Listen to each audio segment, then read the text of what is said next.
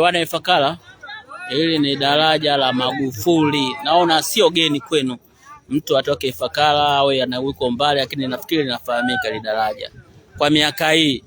Lakini sisi tulizaliwa 52 mwaka 1952 mwaka 1962, tuna historia hapa. Zamani kulikuwa kuna daraja kabisa, kulikuwa kuna daraja, na hapa kulikuwa kunatumika pantoni miaka hiyo, yani nayosemea mimi ndo tuliozaliwa sisi.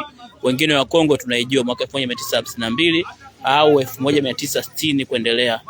Unaona sisi ndo tumezaliwa hapa, watu wa Ifakara tunajua historia hii. Kwa kifupi tu labda nikwambie, hapa zamani kulikuwa na pantoni, na sisi tulikuwa tunatembea kwa miguu kutoka, sisi tulikuwa tunakaa Muola, kutoka Muola tunaenda shambani kwa miguu, tunapita hapa kwenye pantoni kwa miguu, tumelima mnywama.